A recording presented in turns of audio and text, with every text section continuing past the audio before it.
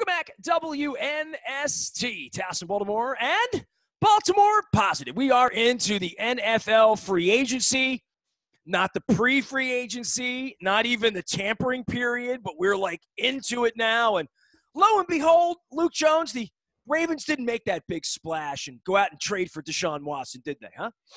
Well, they were never going to do that, but I think people that were waiting for a big wide receiver acquisition, which, look, there are still names on the market, still interesting names on the market, but for those who were hoping / praying for an Allen Robinson move, well, he got tagged, so he's not on the open market. But the Kenny Galladays, guys of that top tier, which I was always skeptical that they were going to go after someone like that. I think that's one thing, but you do look at some of the names and you look at the market.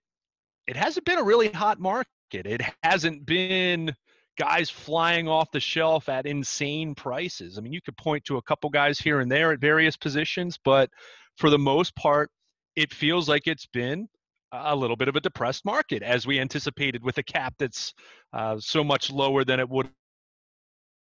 The Ravens, I think we've, as I said to you before we started our conversation, it's been a very Ravens-like start to free agency, and I think that's where you take a deep breath, but at the same time, not necessarily going to be doing cartwheels and backflips over the start of free agency when you do consider some of the guys that they've lost. So nothing to panic over, but at the same time, I can certainly understand some healthy skepticism at certain positions. Wide receiver, edge rusher, they re-signed Tyus Bowser, but Matthew Judon, Jahad Ward, and Yannick Ngakoue are out the door. You know, regardless of whether you wanted to pay them, they're good players. So Were you in love with any of those three players, by the way? Literally in love with any of those guys. I mean, I would say LJ Fort, I'm more in love with him than any of them, I would say, to some degree, for a value.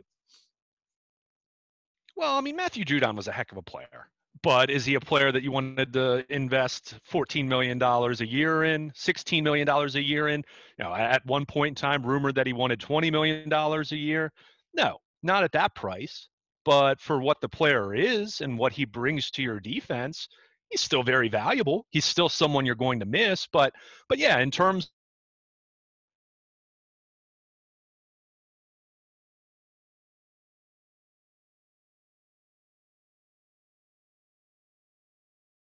am a little more uneasy about their inside linebacker position now. But when you invest first and third round picks in inside linebackers a year ago, it wasn't exactly difficult envisioning the scenario of letting LJ Fort go. Now, they don't have their safety net there. Patrick Queen needs to be more consistent. Malik Harrison needs to take a step forward. They did re-sign Chris Board, who will be involved in some sub packages and kind of battling out with Harrison for playing time, I expect. But yeah, LJ Fort was their most consistent linebacker last year inside. And in the case of Matthew Judon, he's someone who did a lot of stuff for them, dropped in coverage, rushed the passer, set the edge. You still have to replace those guys. You know, at this time of year, we get so caught up in what the dollars are, what the comp pick formula is, all those things. And look, you have to consider those things. At the same time, come Sundays in the fall, you have to cope with the fact that you have to replace those guys, and you need guys to step forward. Now, in the case of talking about Judon, Tyus Bowser signing a 4-year, $22 million deal, which I like that move, especially for the cost. But Tyus Bowser stepping into a starting role now with that kind of salary, with that kind of contract, and you need him to do solid work for you. So I think he can. Is he going to play at the level of a Matthew Judon, though? Well, we'll find out. I believe in Bowser more at 5 a year than Judon at 20. Just sure. So you know that. Sure, but again, I'm not a Judon guy, so I can go on. I just wouldn't have given him that kind of money. I mean, I like what they did last year, keeping him around, but he was never a guy for me that I was going to compare to Terrell Suggs or to a difference maker. He would never be a guy the Ravens would go out in the market and sign for that kind of money. No way. So to give their own guy who they know well that money, I mean, the value signings you're talking about, the money that they gave Zeitler, the money that they gave Bowser, sort of normal money. $5 million, $60 million a year is not normal, but not all-in money. All-in money's different, and I don't think Judon was that guy for me. I agree, but again, come Sundays in the fall, you don't roll out your salary cap on the field and say, look how fiscally responsible we were. You still have to replace the production. And look, I agree with it. I agree with what you're saying, but at the same time, when we're trying to look at this in the big picture of where you're getting better, where you've gotten worse, where you're going to be leaning on younger guys, where you might be leaning on a veteran that's still there. In the case of re-signing Derek Wolfe to a 3-year, $12 million deal, they've kept their veteran experience on the defensive line, but they no longer have veteran experience at inside linebacker. So it's time for Patrick Queen to play much more consistently like the first-round pick that they made him last April. Well, he thinks he's really good. I mean, I watch him on Twitter, so. Well, I mean, that's young guys. So, I mean, and look, he certainly flashes ability. I'm not going to doubt that he can't be a really good player in this league, but LJ Fort was their most consistent inside linebacker last year. They saved $2.25 million on the salary cap, letting him go. That's fine. Now you need those inside linebackers, those young guys, to step up and kind of earn their keep as far as where they were selected in the draft. And I think they can. And so much of that goes into coaching. So much of that just goes into the evolution of a young player. Certainly we can remember guys that weren't necessarily great in year 1 and year 2. Tyus Bowser, who I just mentioned, was a guy 2 years into his career, looked like a bust as a second-round pick. He got better over years 3 and 4. So that's what you're always looking at, and that's how you're trying to manage it. But bringing it back to just kind of the start of free agency, the start of the new league year for the Ravens, I think it's gone very much how I would have anticipated if you asked me, and I even wrote this at BaltimorePositive.com after the season ended. If you were looking at edge rusher, how I kind of envisioned it playing out is how it's played out so far. Judon and Ngakoue, too expensive for what they brought to the defense. Bring Pernell McPhee back for a year. We don't know the terms, but anticipated very cheap deal. Club favorable. Yeah.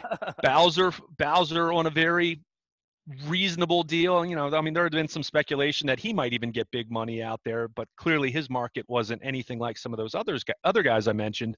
But that's kind of what I would have anticipated. And I'd still say the Ravens are scanning the market for other edge rushers, edge defenders that could be bargains. And I think certainly if they're not signing another veteran outside linebacker, you're going to be looking at the draft as, yeah, they need to take another edge defender there, because you can't go into the season with Tyus Bowser, Pernell McPhee, and Jalen Ferguson essentially being it at outside linebacker. You need way more than that, because McPhee's a pitch count guy at this point in his career. You're not going to look at him and say, well, he can play 15 more snaps per game. No, he'll probably be on the IR by week 9 if that's how you're going to approach it. So they certainly have work to do there. And as I mentioned, and as fans will continue to come back to, and I'm not going to blame fans for this because I banged the table for it for years and years and years. You still look at the wide receiver position, and that's where you kind of look at the market and say, okay, Corey Davis, 3 years, $37.5 million to the Jets. Not cheap, but can't say that was outrageous compared to what I thought he could have gotten. Marvin Jones, okay, next tier down. He's a little bit older. 2 years, $14.5 million. I don't think you can complain about that salary if you're looking to sign a guy of that caliber. And then you go down to some of the more bargain type signings. A.J. Green, 1 year, $6 million. I wasn't in favor of an A.J. Green signing. I saw him play for Cincinnati last year, and I wasn't impressed in a lot of ways, including his demeanor and how he handled himself, including the first meeting with the Ravens where Marcus Peters picks off a pass and he didn't even chase after him. So, but my point is, you kind of go through the different tiers of receivers there, and those prices aren't outrageous if you've tracked the wide receiver market in recent years. So the Ravens, and maybe the guy that they're going to target is someone that they're talking to as you and I speak right now. But 3-4 days into it, you do look at it, and we come back to that same question: how much of a priority is it for them compared to how outsiders view wide receiver?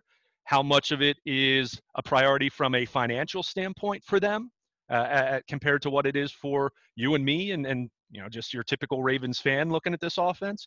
I think that's where we come back to reminding ourselves this is a very different offense. This is a very unique approach and mindset that the Ravens have taken over the last few years. And I'm not going to sit here and say, oh, they'll be fine if they don't sign a wide receiver, but it's just the latest example of they're not necessarily going to do things the same way everyone else does. Well, they don't think it's the priority that maybe the fan base thinks it is, because probably in their analytic book, the wide receiver is still more of a blocker than a receiver. Like on a play-by-play basis, what you need a wide receiver to do is block more than catch. You need him to catch when it's time to catch, but there's not a whole lot of time for catching, which probably means wide receivers don't want to sign here in the free agent market. We probably hit that nail on the head back in the beginning. You know, Willie Snead is the rare, I like to block wide receiver, and, you know, I'll take a lot of money just to block. Well, and you're seeing this, and you're really going to see this in the coming days with this market, with this cap being lower. I mean, we compare it to what it was last year. You know, it was 198.5, I think it was in 2020, and it's 182.5 now. So, you know, it's markedly lower, but you kind of consider most years, I think since 2013, the cap had gone up at least $10 million per year. So when you think about it in those terms, you're talking about it being roughly $30 million lower than Eric DeCosta would have anticipated last February, you know, before COVID became reality and drastically changed the landscape here for the NFL and for everyone. But it's a good gig for the NFL, right? Like when less money comes in, they just give the players less. Well, I mean, yeah. Yeah. But you got guarantees of how the business works. It's sort of like, you know, they have self-control built in. Sure. They really do. But you know, the point I was making, though, is you're going to see more and more guys take one-year deals, which could very well work out in the Ravens' favor at other positions of need, at other positions they'd like to add. Like I mentioned, edge rusher.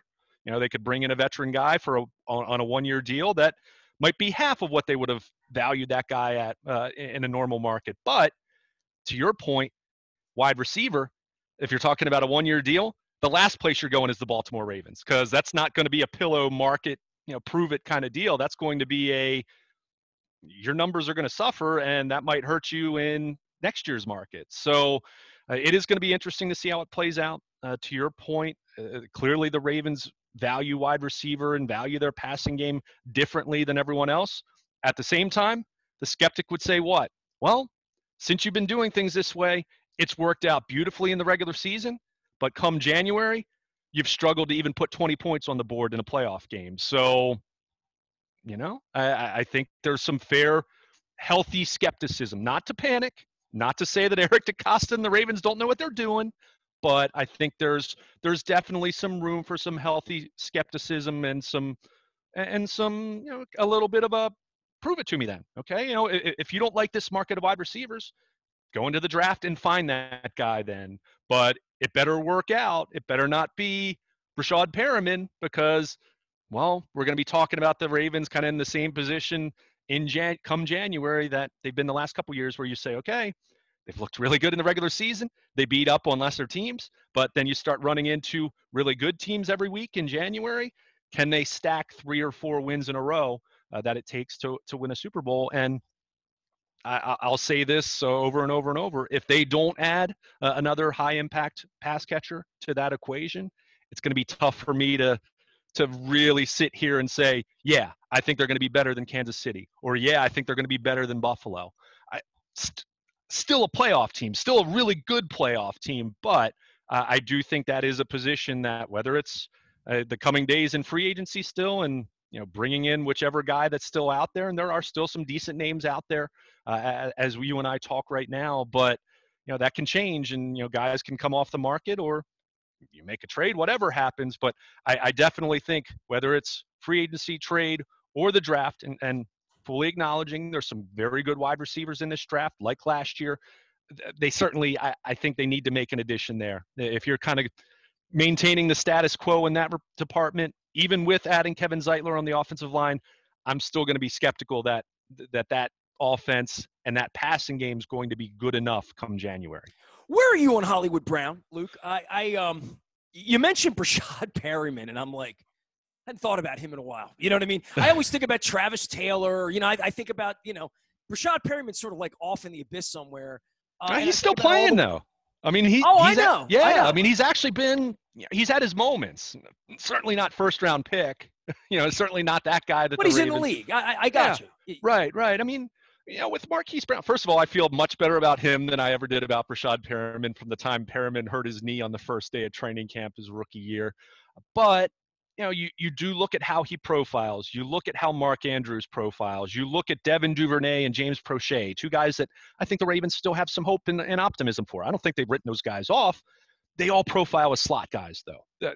Even Marquis Brown, who plays on the outside a lot, I think he's much better the times that he's allowed to line up inside. And a lot of that has to do with Lamar Jackson throws the ball better between the numbers. We know that. We've talked about that over and over and over.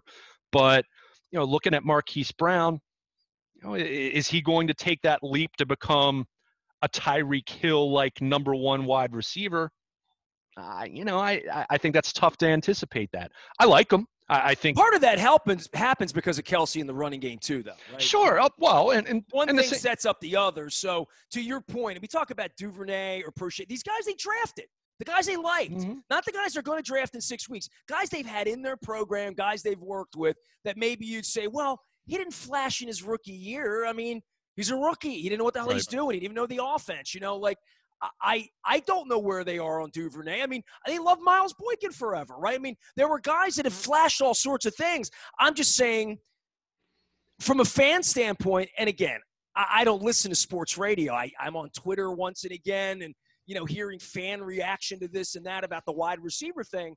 I have not talked privately to Eric. I have not talked privately to John. I would be interested to know what they really think, because what they really think is what they're going to do. And what they really think may be a lot different than what the fans think of their wide receiving core that is maligned at this point. But maybe they have higher hopes and aspirations for the guys they actually have, who they invested in, who they stuck their neck out and used their resources. Maybe they believe more in those guys to some degree than any of us do. And that wouldn't be unusual. I mean, they believe in Matt Judon more than I did. I mean, really, they did. And well, they proved it. They I believe in Lamar Jackson more than I do. And it's not that I don't believe in him. They're all in. I don't know if I was running a team. I would trade him for Deshaun Watson because I think Deshaun Watson's a better quarterback. But that's just me. That's just me talking out loud. So would everybody else in the league, because everybody else in the league would have drafted Deshaun Watson before they drafted Lamar Jackson. So except maybe the Bears. What's that? Except maybe the Bears, who okay, traded up. But I think Deshaun Watson is going to play in and win more playoff games than Lamar Jackson. I'm just going to say that, and I'll leave it out there, even though the Ravens are brilliant, and whomever he goes to, I mean, Houston's clearly not brilliant, but if he goes to a place, he's a better quarterback. And I'll just leave it at that. I'm not looking to have anybody throw number 8 purple eggs at me. But that's just the reality of this. So they value things differently. They see the game differently. Eric does. The organization does. They've been trained to see it differently. And you know what? They've been right. They've made the playoffs. I mean, with this system, and they believe in it. You believe they need a wide receiver. They might believe they need a center. Or they might need both. That might be right. But from a big money, I need a $15 million player. Give me a center. Bring back Matt Burke. But I'd fire back and say, well, you don't exactly have a great track record drafting wide receivers either. So, no doubt. Yeah. So, no, but to get back to your question, I mean, Marquis Brown played really good football late in the season. I mean, midway through the year when we saw him going through what he was going through, a drop in passes. Remember after the first Pittsburgh loss, he talked about, what was it? Something about soldiers needing to let them be soldiers or something, whatever it was, clearly a veiled reference to Greg Roman not opening things up enough for him, at least. We saw him have drops, but over the last 5 weeks of the season, and then we certainly saw it in January, he played at a high level. Am I ready to give him the rubber stamp of approval to be a bona fide number 1 wide receiver? No. Do I think in a perfect world he'd be a darn good number 2 wide receiver if you had an X wide receiver on the outside with some size and catch radius and can make contested catches and open things up a little bit there? That's what I'd like to see. And Quan Bolden or Allen Robinson if he hadn't been tagged, whoever fits that profile. I mean, I thought Marvin Jones. That's why I looked at someone like Marvin Jones, who, look, he's not a legit number 1 wide receiver at this point in his career, but I think he and Marquis Brown could have been a really good however you want to describe it. 1A, 2A, however. So you're looking for that Derek Mason, Steve Smith. You're looking for that veteran 30-something guy. That's Jeremy Maclin was a mistake, right? I mean, they've had a few of those too. I'd say this. To me, someone like Marvin Jones was kind of the good comparison of what I think they really need and what I realistically expect them to acquire. Right. Yeah. That's, he's a guy with some size. He's not 6'5", but he's, I think, 6'2". He's someone who has been very productive over the course of his career. Keep in mind, he was in Cincinnati before he, wound up in Detroit. He's someone who was productive there, so the Ravens are familiar with him in that way. He's someone that I thought was a reasonable expectation of a caliber of player for them to target. And 2 years, $14.5 million. If you're not willing to pay that, then are they ever going to pay for a wide receiver? Whether we talked about this with Joe Flacco, who is about as opposite as you can get from Lamar Jackson in terms of style of play. So if you weren't going to spend for a wide receiver with him as your quarterback, and you're not doing it for Lamar Jackson, are you ever? And certainly when Lamar Jackson's making $40+ million a year, you're not going to expect it at that point either. So that's where I kind of look at that and say, well, the price there was very reasonable. And, were you in on him specifically? I know that they have been in on talking to wide receivers, but then you do come back to the market being a little more depressed, and wide receivers, we know there's a mindset there, whether you want to call them divas, whether you want to call them guys that are a little more selfish, because they do want their numbers and they do want the ball. Call them independent operators. Yeah. However you want to, I'm not saying that as a negative. It's just kind of how the position works. You need to be really confident at that position. Jerry Rice was, maybe he didn't flaunt it, but he was certainly someone who wanted the football, right? That's just the way it works when you're a wide receiver. So again, when you do have a lesser market, prices are depressed a little bit. That's where I think you do run into the problem if you're the Ravens, where you look at these guys and you say, okay, well, some guys taking a 1-year deal. Well, Baltimore is not the place to do it. It's nothing against Lamar or Greg Roman or John Harbaugh or anyone. They're not going to get the volume. And we know numbers are what agents are going to point to in terms of when you're going to negotiate your next deal. So I think that's where, under normal circumstances, you'd love this wide receiver market, but you kind of do come back to, okay, Marvin Jones signed 2 years, $14.5 million with the Jags. Is he taking that same deal with the Ravens? You'd like to think he would, because it's not like Jacksonville's on the cusp of being a great, winning franchise. They got the number 1 pick. Trevor Lawrence, and we'll see. Maybe Trevor Lawrence is a rookie phenom, but chances are it'll probably take a year or two. So you kind of look at that, and you do come back to, if not now, then when? And I think that's a fair question to ask for if you're a Ravens fan right now. So you're disappointed. Like, legitimately, you're just. I wouldn't say. You know what? I don't think I'd fix the team March 15th. Well, right? Right, sure. At the same time, I also know the history of this organization when it comes to the position. I'll go back to what I said at the beginning. I think it's been fine. I love the Kevin Zeitler acquisition, especially for the price compared to what Joe Thuney got with Kansas City, compared to some of the other offensive line contracts out there. At the same time, they have lost a lot at edge rusher, regardless of whether I would have paid those guys or not. Those are still guys that aren't on your team anymore. And wide receiver, until they add another pass catcher, or it could have been Jonnu Smith. It could have been Hunter Henry at tight end. They didn't do that. They traded for Josh Oliver from Jacksonville, who is a 3rd-round pick a couple of years ago. He can't stay on the field, but maybe he works out. So, I'm not discouraged. I'm not sitting here saying, oh, all is lost, woe is me, if I'm talking as a Ravens fan. But I think it's been fine. But I think I think at this point, 4 or 5 days into free agency, or some healthy skepticism at a couple of those positions is fair. But yeah, lots of players still out there, and the draft next month.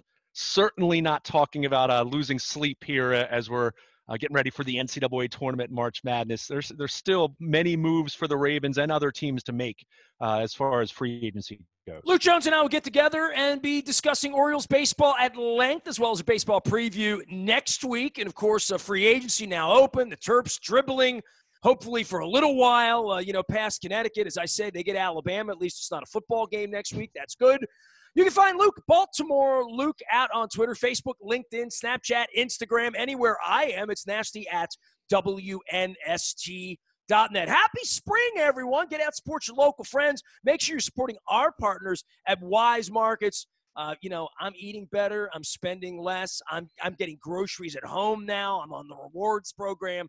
You'll be on it too. Our friends at Wise Markets all over the area. And our newest sponsor, it's a great weekend here. We are WNST.net, AM 1570, Taos and Baltimore. We never stop talking Baltimore positive.